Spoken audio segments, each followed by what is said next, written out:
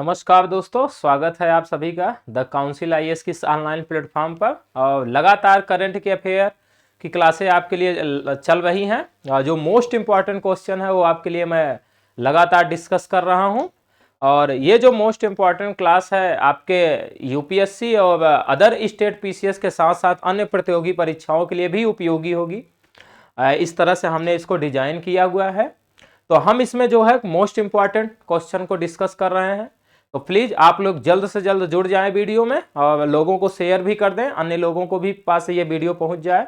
और आप चैनल को सब्सक्राइब कर लें और सब्सक्राइब करते चलें और भी लोगों को जोड़ते चलिए, ताकि इससे जो है और भी संस्था और भी जो है कि स्टूडेंट इसका फ़ायदा ले सके। तो लगातार आप लोगों को जोड़ते जाइए। और जैसा कि करंट अफेयर का विशेष महत्व तो रहा ही है यूपीएससी के प्री में, मेंस में, और यूपीएससी के साथ साथ UP PCS, Bihar PCS, Uttarakhand PCS और आप देखेंगे मध्य प्रदेश पीसीएस और भी अन्य स्टेट के जो पीसीएस है वहाँ करंट अफेयर का भी बहुत बड़ा रोल रहा है। इसके साथ साथ वनडे के एग्जाम में जो अन्य प्रतियोगी परीक्षाएं हैं इनके अलावा वहाँ भी करंट अफेयर का महत्वपूर्ण रहा है।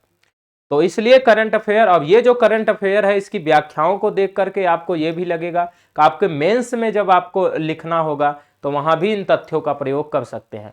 प्रमाणित चीजें रहेंगी। तो आप जो है कि सिर्फ प्री के लिए नहीं, मेंस के लिए भी, और मेंस में भी आप देखेंगे कि वही क्वेश्चन परंपरागत विषयों से आते हैं जो कहीं ना कहीं करंट अफेयर से कनेक्ट होते हैं, कहीं ना कहीं चर्चा का वो बिंदु रहते हैं, इस वजह से वहां भी आता है। तो प्लीज आप लोग जुड़ जाए जल्द से जल्द वीडियो में और आप लोग इसको देखें, लोगों को शेयर भी कर दें और कमेंट करते रहें। आपका कमेंट मुझे उत्साह देगा, मुझे पता चलेगी कि आप कैसे इसको ले रहे हैं इस वीडियो को।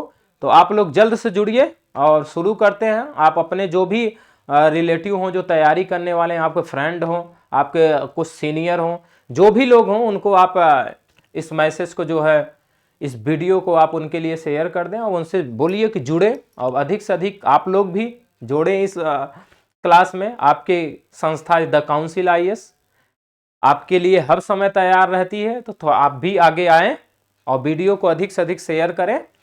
तो हमने आपसे इसमें करंट अफेयर की क्लासें जो हम लोगों की चल रही उस पर बात चल रही है। और करंट अफेयर में हम लोग 10 क्वेश्चन अभी लेकर के इसमें आ रहे हैं, मोस्ट इंपॉर्टेंट क्वेश्चन को। तो हमने इसको क्या नाम दिया है? MIQ यानी मोस्ट इंपॉर्टेंट क्वेश्चन को दिया। तो हम शुरू करते हैं और आज का हमारा पहला क्वेश्चन है। पहले क्वेश्चन की तरफ बढ़ने से पहले हम आपको बता दें कि हमारे यहाँ 22 नवंबर को ऑफलाइन बैच स्टार्ट हो रहा है। तो आप देखें, सामान्य अध्ययन का जो है एक रणनीतिक परिचर्चा के साथ जो है हमारे यहाँ बैच शुरू हो रहा है 22 नवंबर से। कब से शुरू हो रहा है? 22 नवंबर से सुबह 8:30 पर, यानी 8:30 बजे हमारे यहाँ ऑफलाइन बैच शुरू हो रहा है, जिसमें रणनीतिक परिचर्चा के साथ ये बैच शुरू किया जाएगा, जिसमें आपको बताया जाएगा कि यूपीएससी या यूपी पीसीएस की तैयारी कैसे करें, किस तरह से लेखन कला आपकी हो कि आप अपने लक्ष्य को प्राप्त कर सकें, किस तरह से इसमें तैयारी करने की जरूरत है, वो सारी रणनीतिक परिचर्चाएं आपके साथ यहाँ पे की जाएगी। आपको यहाँ ये बताया जाएगा कि आप किस प्रकार से यूपीएससी की तैयारी को आसान बना सकते हैं, एक रणनीति बताई जाएगी। और जिस तरह यूपीएससी का और यूपी पीसीएस का बदलता पैटर्न है, जिस तरह से उसका सोच अब विकसित हो रही, उस ढंग से हमारी संस्थान आपके लिए अब पेश हो रही है। तो उस ढंग से आपको तैयार करने के लिए जो हमारा बैच ये शुरू हो रहा है, उसमें हम रणनीतिक परिचर्चा के साथ ये बैच हमारा शुरू होगा। अब इसमें आप लोग शामिल हो। 8:30 बजे सुबह से ये बैच शुरू हो रहा है। कब से? 22 नवंबर से यह बैच शुरू हो रहा है। तो आप लोग इसमें जुड़े। और सामान्य अध्ययन का जो बैच चल रहा है इसमें प्री और मेंस दोनों को टारगेट किया गया है। तो प्री मेंस की आप तैयारी करें। अब हर बेहतर फैकल्टी के साथ हम फिर उतर रहे हैं। लॉकडाउन के बाद ये हमारा पहला बैच हो रहा है। तो आप लोग जुड़िए और आइए क्लास करिए आप लोग और परिचर्चा सुनिए आप लोग। इसमें रणनीति कैसी बन रही है, क्योंकि सफलता के लिए अगर आप 1 साल लगाते हैं तो 1 साल, मान लो कि आप 1 साल तो लंबी है कि आपने अगर किसी चीज को सफलता अर्जित करनी है तो आप अगर 5 दिन आपके लिए टाइम मिला है तो आप लगभग 3 दिन तक तो रणनीति तैयार करो और 2 दिन में सफलता अर्जित कर लो। तो रणनीति बहुत बड़ी चीज होती है। अगर रणनीति आपकी मजबूत है तो सफलता आसान हो जाएगी, क्योंकि स्मार्ट स्टडी की जरूरत होती है और स्मार्ट स्टडी रणनीति ही बताएगी। तो हमारे जो ये क्लासेस शुरू होंगी 22 नवंबर से, यहाँ पहले रणनीति बताई जाएगी कि आप यूपीएससी को क्रैक कैसे करेंगे, आप कैसे सफल होंगे और अपने लक्ष्य को प्राप्त करके अपना देश के लिए आप कुछ कर सकेंगे। तो आप लोग जुड़िए इस बैच में और देखें क्या है जिस लिए हमारी संस्था जानी गई वो पूरा है रहेगा आपके साथ। तो शुरू करते हैं आज का पहला क्वेश्चन। अब आज का हमारा पहला क्वेश्चन है कि हाल ही में किस राज्य ने 11 नवंबर को ओनाके ओवब्बा जयंती मनाया है? हाल ही में किस राज्य ने 11 नवंबर को ओनाके ओवब्बा जयंती मनाया है? हमारे ऑप्शन है कर्नाटक, मेघालय, तमिलनाडु, तो बिहार। तो इसका सही उत्तर है कर्नाटक, यानी कर्नाटक राज्य ने 11 नवंबर को ओनाके ओवब्बा जयंती मनाया है। यह जो ओनाके ओवब्बा है एक महिला है, एक महिला सैनिक है जो कर्नाटक में ही लड़ी थी। तो ये जो है कि आप मैसूर अगर पढ़े होंगे इतिहास में, उनके विरुद्ध ये लड़ा गया था युद्ध। तो इसके बारे में देखते हैं 2021 से, कब से? अब इसकी शुरुआत 2021 से ही हो रही है, इसलिए इंपॉर्टेंट बन जाता है। 2021 से कर्नाटक सरकार ने 11 नवंबर को ओनाके ओवब्बा जयंती मनाने का फैसला किया है। यानी ये जो जयंती इस बार मनाई गई है पहली जयंती होगी, क्योंकि 2021 से ही शुरू किया गया है 11 नवंबर को। तो 11 नवंबर से ये मनाया जा रहा है, 11 नवंबर को ये पहली इसकी जयंती है 2021 में कर्नाटक सरकार द्वारा। फिर देखते हैं ओनाके ओवब्बा एक महिला योद्धा थी जिन्होंने 18वीं शताब्दी में चित्रदुर्ग में एक मूसल के साथ अकेले ही हैदर अली की सेना से लड़ाई लड़ी थी। हैदर अली मैसूर शासक, तो इनसे जो है अकेले लड़ाई लड़ी थी हैदर मूसल के साथ। मूसल एक यंत्र है, युद्ध यंत्र है, उसके साथ उसने जो है कि लड़ाई लड़ी थी। ओनाके ओवब्बा सैनिक कहले मुंडा हनुमा की पत्नी थी। किसकी पत्नी थी? तो कहले मुंडा हनुमा की पत्नी थी, जो किले के रक्षक थे। तो ये जो चित्रदुर्ग किला है उसका रक्षक था ये कहले मुंडा हनुमा, उसकी पत्नी थी ओनाके ओवब्बा। ओवब्बा जो है उसकी पत्नी थी। इसने जो है कि सैनिक, अब इसका पति दुर्ग का रक्षक है, अगर उस पर आक्रमण होगा तो इसकी पत्नी भी वहां पर लड़ेगी, जो ये योद्धा है वो हैदर अली के विरुद्ध। तो इसलिए जो है कर्नाटक सरकार ने इसके जयंती को मनाने का फैसला किया है। आपको बता दें कि इसी महिला से प्रेरित होकर के 2018 में, कब? 2018 में चित्रदुर्ग की पुलिस ने जिले में महिलाओं की सुरक्षा और उन्हें शिक्षित करने के उद्देश्य से महिला पुलिस कांस्टेबलों के लिए ओवब्बा पदे की शुरुआत की थी। तो जो महिला पुलिस कांस्टेबल है उनके लिए और महिलाओं की सुरक्षा के लिए इसी के नाम पर ओवब्बा पदे की शुरुआत की गई थी। कब? 2018 ईस्वी में। बढ़ते हैं नेक्स्ट क्वेश्चन की तरफ। नेक्स्ट क्वेश्चन हमारा सेकंड नंबर है कि हाल ही में किस देश के सेना प्रमुख को भारतीय सेना के जनरल की मानद रैंक से सम्मानित किया गया? किस देश की सेना को यह पूछा जा रहा है, किस देश की सेना प्रमुख को भारतीय सेना के जनरल की मानद रैंक से सम्मानित किया गया? हमारे ऑप्शन है ए भूटान, बी है हमारा नेपाल, और सी है श्रीलंका, और डी है रूस। यानी इसमें सही उत्तर है नेपाल। नेपाल के ही सेना प्रमुख जो है उनको भारत ने मानद रैंक की उपाधि दी है। तो भारतीय सेना के जनरल मानद रैंक की उपाधि दी हुई है। देखते हैं व्याख्या। नेपाल के सेना प्रमुख जनरल प्रभुराम शर्मा, नेपाल के सेना प्रमुख कौन है? जनरल प्रभुराम शर्मा को राष्ट्रपति रामनाथ कोविंद द्वारा, किसके द्वारा? राष्ट्रपति रामनाथ कोविंद द्वारा भारतीय सेना के जनरल की मानद रैंक से सम्मानित किया गया। यानी भारतीय सेना की जनरल रैंक के मानद से सम्मानित किया गया है। इससे पूर्व नेपाल की राष्ट्रपति विद्या देवी भंडारी ने, इससे पहले नेपाल की राष्ट्रपति हैं विद्या देवी भंडारी ने भारतीय सेना प्रमुख जो थे मनोज नरवणे को नवंबर 2020 में नेपाल सेना के मानद जनरल के पद से सम्मानित किया था। तो विद्या देवी भंडारी ने भी भारत के जो एक प्रमुख हैं भारतीय सेना प्रमुख मनोज नरवणे को 2020 में अपने देश में भारतीय नेपाली सेना के मानद रैंक से सम्मानित किया हुआ, और 2020 में हो और 2021 में नेपाल के सेना जनरल जो है प्रमुख हैं प्रभुराम शर्मा को भारत के राष्ट्रपति रामनाथ कोविंद ने उनको मानद रैंक की उपाधि दी हुई है, यानी सम्मानित किया है। देखिए इस परंपरा की जो शुरुआत है, जो भारत और नेपाल एक दूसरे के देशों को के सेना प्रमुखों को जनरल मानद की उससे सम्मानित करते हैं, इसकी शुरुआत हुई थी 1950 ईस्वी में। कब हुई थी? 1950 ईस्वी में। देखिए प्रभुराम शर्मा दोनों देशों के बीच द्विपक्षीय रक्षा सहयोग के लिए विस्तार के तरीकों का पता लगाने हेतु भारत की 4 दिवसीय यात्रा पर भारत आए हुए हैं। अब इन्हीं में इनको सम्मानित किया गया है। बढ़ते हैं नेक्स्ट क्वेश्चन की तरफ। हमारा तीसरा क्वेश्चन है 3rd नंबर पर कि हाल ही में चर्चित नवाचार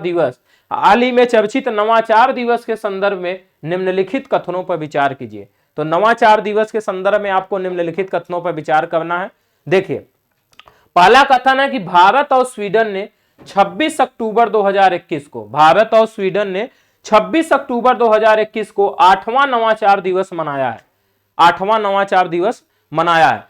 सेकंड हमारे कथन है कि इसकी थीम है accelerating India Sweden green transition. क्या है इसकी theme? Accelerating India Sweden green transition. उपर्युक्त में से कौन सा या से कथन सत्य है? हमें सत्य कथन को पहचानना है। हमारे ऑप्शन है केवल एक, केवल दो, एक और दो दोनों, न तो एक और न ही दो। तो इसका सही उत्तर है सी, यानी एक और दो दोनों सही है। यानी भारत और स्वीडन ने 26 अक्टूबर 2021 को 8वां नवाचार दिवस अभी मनाया है। अब इसकी थीम क्या रखी गई है? Accelerating India Sweden green transition. देखते हैं व्याख्या की तरफ इसके। 26 अक्टूबर 2021 को, कब? 26 अक्टूबर 2021 को भारत और स्वीडन ने 8वां नवाचार दिवस यानी इनोवेशन डे मनाया है। इसकी थीम है accelerating India Sweden green transition. Bharat Sweden नवाचार सहयोग यानी भारत स्वीडन नवाचार भागीदारी और संयुक्त कार्य योजना यानी JAP द्वारा निर्देशित है। या किसके द्वारा निर्देशित है? तो भारत स्वीडन नवाचार भागीदारी और संयुक्त कार्य योजना द्वारा निर्देशित है। देखिए भारत स्वीडन के बीच 1948 में, कब? 1948 में राजनीतिक संबंध स्थापित हुए जो दशकों से लगातार मजबूत स्थिति में। यानी भारत और स्वीडन के बीच जो राजनीतिक रिश्ता बना था 1948 में बना था, यानी भारत की स्वतंत्रता के 1 साल बाद, और तब से लगातार भारत और स्वीडन के रिश्ते मजबूत स्थिति में और बेहतर ही स्थिति में चल रहे हैं। ठीक, बढ़ते हैं नेक्स्ट क्वेश्चन की तरफ। हमारा नेक्स्ट क्वेश्चन है कि हाल ही में कौन सा देश अंतरराष्ट्रीय सौर गठबंधन का एक नया सदस्य बना है? किसके बारे में पूछा जा रहा है? अंतरराष्ट्रीय सौर गठबंधन का एक नया सदस्य बना है। हमारे ऑप्शन है ए कनाडा, चीन, जापान, अमेरिका। तो आपको बता दें कि हाल ही में अमेरिका ने अंतरराष्ट्रीय सौर गठबंधन का 101वां सदस्य बना है। कौन सा नंबर पर? 101वां नंबर पर, यानी 101 नंबर पर सदस्य बना है। तो इसका सही उत्तर क्या होगा? अमेरिका। यानी अमेरिका हाल ही में अंतरराष्ट्रीय सौर गठबंधन का नया सदस्य बना है। व्याख्या देखते हैं।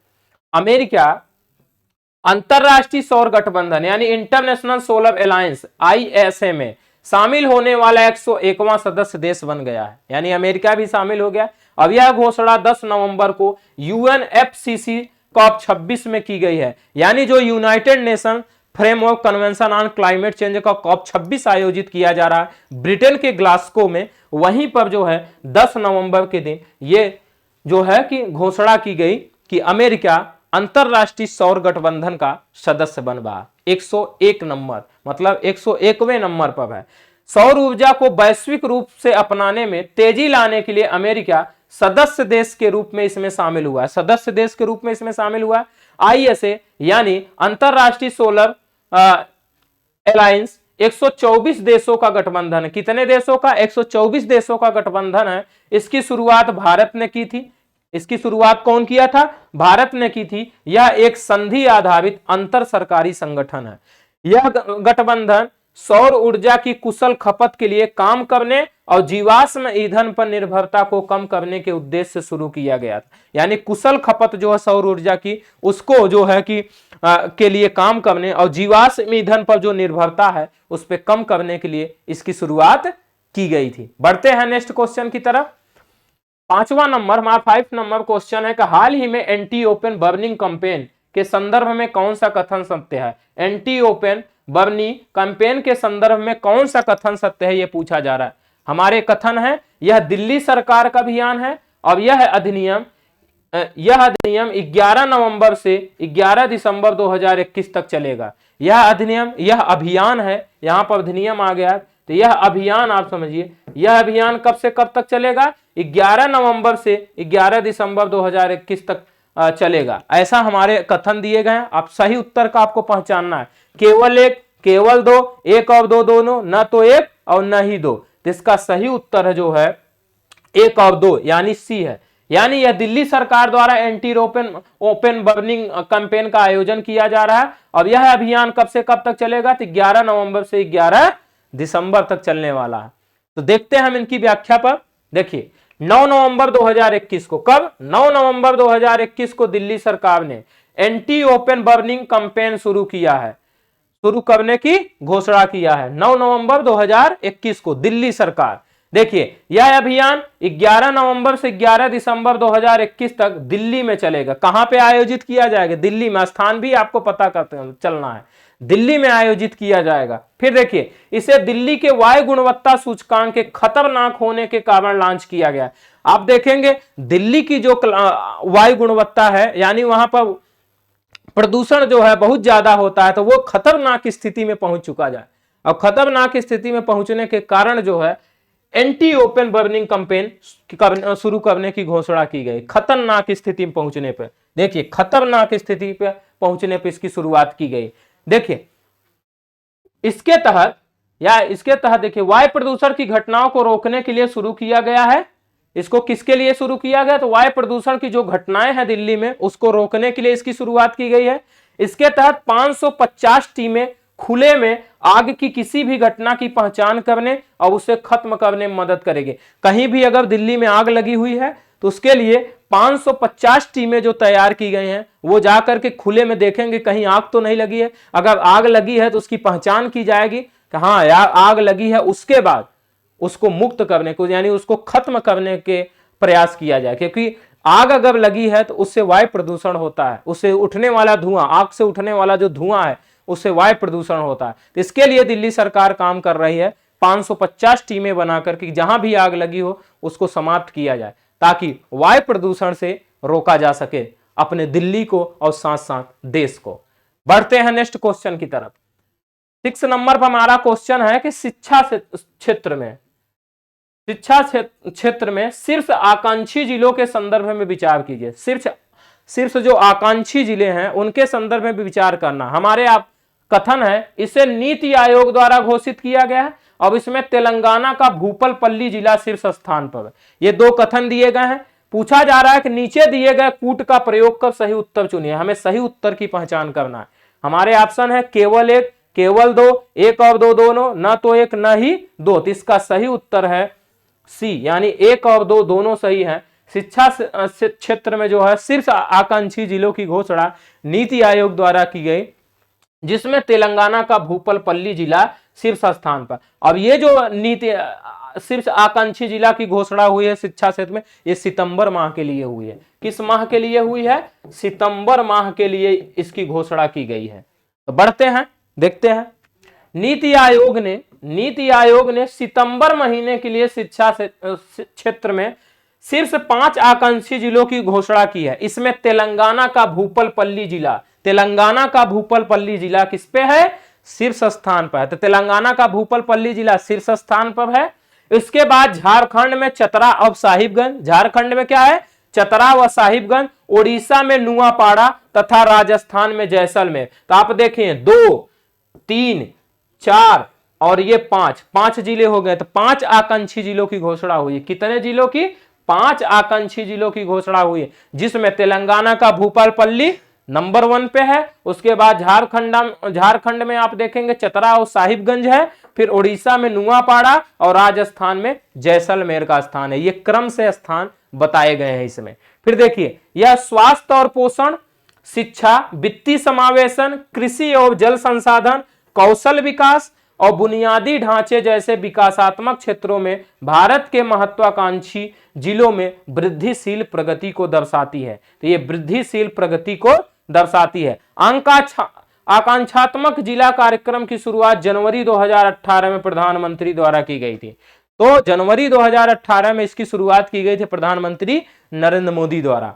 बढ़ते हैं नेक्स्ट क्वेश्चन की तरफ। मोस्ट इंपॉर्टेंट क्वेश्चन जो हमारे सब इसमें डिस्कस किए जा रहे हैं, उस मोस्ट इंपॉर्टेंट क्वेश्चन में हम 7वें नंबर पर पहुंच रहे हैं कि हाल ही में किस देश के राष्ट्रपति पर महाभियोग चलाया गया। पूछा जा रहा है कि हाल ही में किस देश के राष्ट्रपति पर महाभियोग चलाया गया। ऑप्शन है चिली, पाकिस्तान, ब्राजील, उरुग्वे। तो इसका सही उत्तर है चिली, यानी चिली के राष्ट्रपति पर हाल ही में महाभियोग चलाया गया। अब यह कहा गया है कि चिली के राष्ट्रपति ने अपने पारिवारिक संपत्ति के बिक्री में कुछ ऐसा दखलंदाजी दिया है जिसके कारण महाभियोग चलाया जा रहा है। चिली को आपको बता दें कि ये जो चिली है, आप देखेंगे दक्षिण अमेरिका एक महाद्वीप है। दक्षिण अमेरिका का एक क्षेत्र है। आप अगर देखेंगे दक्षिण अमेरिका तो ये कुछ इस तरह से बना हुआ है। आप दक्षिण अमेरिका में देखेंगे तो यहां पर वैसे एक लंबी संकरी वाला क्षेत्र जो है कि आपको चिली देखने को मिलेगा। तो पश्चिमी जो दक्षिण अमेरिका है वहां पर चिली देखने को मिलेगा। तो चिली के राष्ट्रपति पर हाल ही में महाभियोग चलाया गया है। देखिए 9 नवंबर 2021 को, कब? 9 नवंबर 2021 को चिली के राष्ट्रपति सेबेस्टियन पिनेरा पर, कौन है चिली के राष्ट्रपति? सेबेस्टियन पिनेरा पर पेंडोरा पेपर्स के आरोपों के कारण चिली के कांग्रेस के निचले सदन द्वारा महाभियोग चलाया गया। तो कांग्रेस, चिली का कांग्रेस मतलब वहां की पार्लियामेंट, संसद की बात की जा रही है। तो ये जो सेबेस्टियन पिनेरा पर पेंडोरा पेपर्स के आरोपों के कारण, किसके कारण? पेंडोरा पेपर्स के आरोपों के कारण चिली के कांग्रेस के निचले सदन द्वारा महाभियोग चलाया गया है। फिर देखिए इसमें कहा गया है कि क्या उन्हें पद से हटाया जाए। पूछा गया क्या इन्हें पद से हटाया जाए क्योंकि इन्होंने पद पर रहते हुए पारिवारिक संपत्ति की बिक्री का समर्थन किया है। पारिवारिक संपत्ति है उनकी बिक्री का इसने समर्थन किया है, इसलिए पूछा जा रहा है महाभियोग में क्या इनको इनके पद से हटाया जाना चाहिए, ये बातें की जा रही। देखिए 155 सदस्यीय चैम्बर ऑफ डेप्यूटी, 155 सदस्यीय चैम्बर ऑफ डेप्यूटी के पक्ष में ट्रायल को न्यूनतम 78 वोट मिले हैं। कितने वोट मिले हैं? न्यूनतम 78 वोट मिले हुए हैं। देखिए चिली के बारे में अगर जाने तो चिली पश्चिमी दक्षिणी अमेरिका में स्थित है। यह एंडीज और प्रशांत महासागर के बीच भूमि की एक लंबी संकरी पट्टी पर स्थित है। तो आप देखेंगे एंडीज और प्रशांत महासागर के बीच भूमि जो है उस पर एक लंबी संकरी पट्टी पर स्थित। आप ऐसे देखेंगे, ऐसे पूरा चिली बना हुआ है, एक पतली सी अगर आप देखेंगे रेखा बनी हुई चिली की। देखिए चिली दुनिया का सबसे दक्षिणी देश है जो अंटार्कटिका के पास स्थित। अगर आप विश्व का मैप देखेंगे तो चिली जो है दक्षिणी अमेरिका के ऐसे एकदम किनारे बनी हुई है। अब आप देखेंगे सबसे नीचे यानी जो पृथ्वी है उसका सबसे दक्षिणी आपको क्षेत्र दिखेगा चिली। तो सबसे दक्षिणी देश माना जाता है चिली जो अंटार्कटिका के एकदम पास में है। ठीक, नेक्स्ट आते हैं क्वेश्चन। 8वां नंबर है कि हाल ही में किस देश द्वारा ई अमृत पोर्टल लॉन्च किया गया। किस देश द्वारा ई अमृत पोर्टल लॉन्च किया गया? ऑप्शन है बांग्लादेश, भारत, नेपाल और ब्रिटेन। तो इसका सही उत्तर है भारत, यानी भारत द्वारा हाल ही में ई अमृत पोर्टल लॉन्च किया गया है। देखते हैं व्याख्या। 10 नवंबर 2021 को, कब? 10 नवंबर 2021 को भारत ने ब्रिटेन के ग्लासगो में जारी COP26 शिखर सम्मेलन में इलेक्ट्रिक वाहनों पर एक वेब पोर्टल ई अमृत लॉन्च किया है। तो ई अमृत किससे संबंधित है? इलेक्ट्रिक वाहनों पर। किससे? इलेक्ट्रिक जो वाहन है, इलेक्ट्रिक वाहनों से संबंधित है ई पोर्टल। ई अमृत पोर्टल जो है इलेक्ट्रिक वाहनों से संबंधित। अभी कब लॉन्च किया गया? 10 नवंबर 2021 को। और तब लॉन्च किया गया जब ब्रिटेन में के ग्लासगो में COP26 का आयोजन चल रहा है, उसमें लॉन्च किया गया। यह इलेक्ट्रॉनिक वाहनों से संबंधित समस्त सूचनाओं के लिए वन स्टॉप पोर्टल है जहां इलेक्ट्रिक वाहनों को अपनाने, उनकी खरीदारी करने, निवेश के अवसरों, नीतियों, सब्सिडी इत्यादि के बारे में समस्त मिथक दूर कर दिए गए हैं। ऐसे पोर्टल में ये सारे मिथक दूर कर दिए गए हैं। जो भी इस पे प्रश्न उठता है उनको यहाँ पर दूर किया गया इस पोर्टल में। इस पोर्टल को ब्रिटिश सरकार के साथ एक सहयोगात्मक ज्ञान आदान प्रदान कार्यक्रम के तहत नीति आयोग द्वारा विकसित और होस्ट किया गया। किसके द्वारा विकसित किया गया है? नीति आयोग द्वारा। अब इसको होस्ट भी नीति आयोग द्वारा किया जा रहा है, ब्रिटेन के सहयोगात्मक भाव जो है कि ज्ञान आदान प्रदान के साथ। नेक्स्ट क्वेश्चन हमारा 9th नंबर है कि निम्नलिखित में से किस स्थान पर हुनर हाट का 32वां संस्करण आयोजित किया गया है? कहां पर, किस स्थान पर हुनर हाट का 32वां संस्करण आयोजित किया गया है? हमारे ऑप्शन है जयपुर, भोपाल, पटना, लखनऊ। तो हाल ही में जो है लखनऊ में हुनर हाट का 32वां संस्करण आयोजित किया गया है। अब आप देखेंगे नेक्स्ट जो हुनर हाट का आयोजन होगा वो नई दिल्ली के प्रगति मैदान में आयोजित किया जाता है। अभी जो है 32वां संस्करण कहां आयोजित किया गया? लखनऊ में, यानी उत्तर प्रदेश में किया गया। व्याख्या देखते हैं।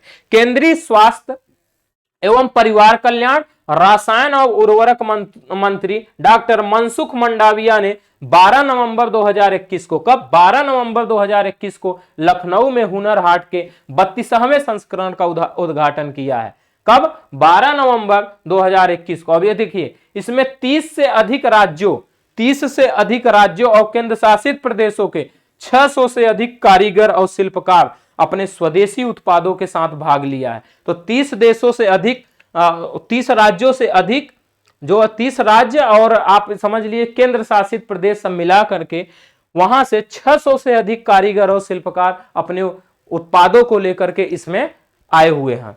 देखिए, यह 12 नवंबर से 21 नवंबर तक आयोजित होगा। कब से कब तक होगा? 12 नवंबर से 21 नवंबर तक आयोजित किया जाएगा। अब अगला हुनर हाट जो है वो प्रगति मैदान नई दिल्ली में 14 से 17 नवंबर तक आयोजित किया जाएगा। फिर उसके बाद प्रगति मैदान में हुनर हाट का किया जाएगा। अब ये कब से कब होगा? 14 से 17 नवंबर तक आयोजित होगा।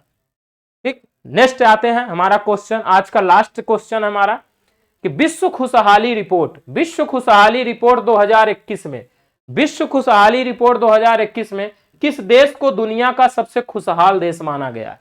यानी विश्व खुशहाली रिपोर्ट में दुनिया के किस देश को सबसे खुशहाल राष्ट्र माना गया है? यह हमारे क्वेश्चन है। ऑप्शन हमारा फिनलैंड, भारत, डेनमार्क, अफगानिस्तान। तो हम आपको बता दें कि विश्व खुशहाली रिपोर्ट 2021 में फिनलैंड जो है पहले स्थान पर है। किस पे है? पहले स्थान पे, यानी फिनलैंड को दुनिया का सबसे खुशहाल राष्ट्र माना गया। किसको? फिनलैंड को। दूसरे नंबर पे आप देखेंगे तो डेनमार्क है, यानी इस विश्व खुशहाली रिपोर्ट में दूसरे नंबर पर खुशहाल राष्ट्रों में डेनमार्क है। अब अगर आप देखेंगे इसमें अफगानिस्तान, तो अफगानिस्तान इसमें जो 149 देशों को भागीदारी शामिल किया गया, 149 देशों को इस सूचकांक में बताया गया कौन कितना खुश है। इस 149 देशों में जो है 149 देशों में सबसे लास्ट जो रैंक है वो अफगानिस्तान की, यानी 149वें पर अफगानिस्तान है। यानी सबसे खुशहाल देश तो फिनलैंड है, लेकिन अफगानिस्तान दुनिया का 149 देशों में सबसे नाखुश देश बताया गया, यानी सबसे नाखुश देश ये हुआ है अफगानिस्तान। अब अगर हम भारत की चर्चा करें तो भारत इसमें 139वें स्थान पर, किस स्थान पर है? तो 139वें स्थान पर। ये चारों ही ऑप्शन आपके लिए इंपॉर्टेंट। फिनलैंड दुनिया का सबसे खुशहाल देश, अफगानिस्तान दुनिया का सबसे नाखुश देश, और जो डेनमार्क है एक खुशहाली रिपोर्ट में सेकंड स्थान पर है, वहीं भारत दुनिया में 139वें स्थान पर, खुशी होने का स्थान पे है।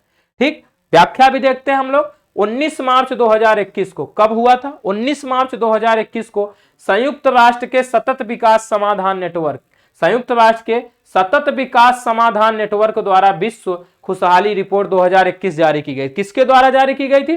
सतत विकास समाधान नेटवर्क द्वारा। इसमें देखिए 149 देशों की इस रिपोर्ट में फिनलैंड को दुनिया का सबसे खुशहाल देश माना गया है, डेनमार्क दूसरे स्थान पर है, वहीं इसमें अफगानिस्तान 149वें स्थान को सबसे नाखुश देश बताया गया है। इस रिपोर्ट में भारत को 139वां स्थान मिला हुआ है। तो इस तरह से रहा हमारा यह क्वेश्चन। मिलते हैं अगले क्वेश्चन। नमस्कार।